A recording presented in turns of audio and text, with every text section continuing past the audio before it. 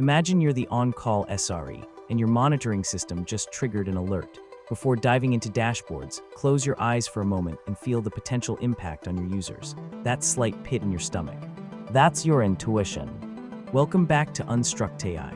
Today, we're diving into the chaotic world of debugging a production website outage from an SRE perspective. It's less about following a script and more about navigating the unknown.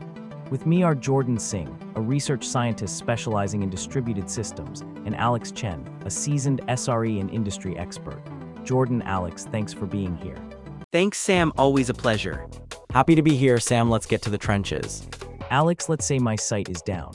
What's the first thing that should cross my mind, not as a knee-jerk reaction, but as a guiding principle?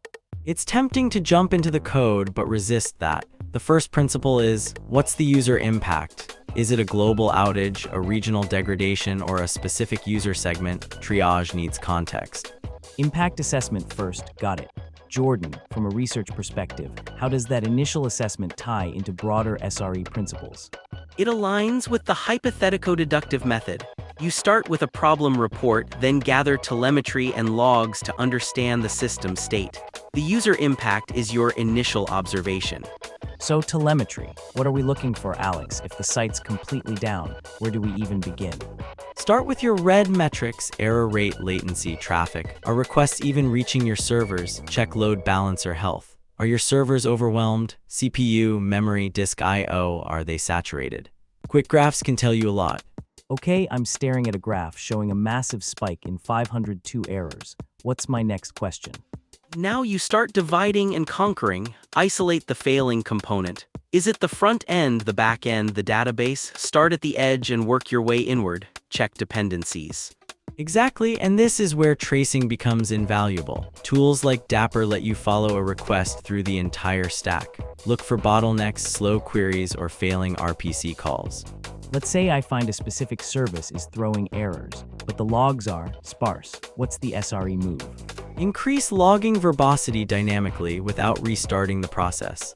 Add logging with filters. Show me operations that match X. You want to understand what that service was doing when it failed. That's where developer observability comes in. You can add logs in production without redeploying. It's like a surgical debugger for live systems. So dynamic logging, surgical debugging. Alex, how do I balance that with the need to, fix the problem?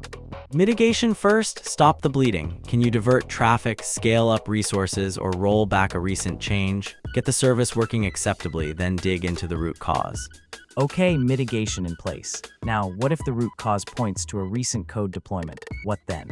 Code changes are prime suspects. Correlate the deployment times with the onset of errors, but remember, correlation isn't causation. Dig deeper to prove it.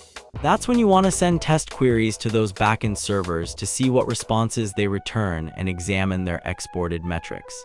Let's take a quick break to thank our sponsors. We'll be right back with more on debugging production outages. Welcome back. We're talking about debugging website outages. So Alex, let's say it was a bad deployment. What are the non-obvious things I should keep in mind during the rollback? Don't just blindly roll back. Did the rollback actually fix the problem? Have monitoring in place to verify the impact. Otherwise, you're just guessing. It's about controlled experimentation. A negative result is still a result. If the rollback doesn't fix it, you've ruled out a whole class of potential causes. Okay, the site's back up, but we're not done, right? What's the crucial final step? Postmortem, blameless postmortem. What went wrong? How did we respond? How can we prevent this in the future? Document everything. And publish those results, even negative results. Make it a learning opportunity for the entire organization, even the industry. So it's about embracing the chaos, using intuition strategically, and always learning. Any final thoughts for our listeners facing down their own production fires, Alex? Remember, every outage is a chance to improve. Don't be afraid to experiment. Build those tools, refine your processes, and most importantly, support each other. And document everything. Future you will thank you.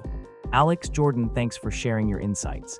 And to our listeners, stay curious, stay resilient, and keep building those systems. Until next time, this is UnStruct.AI.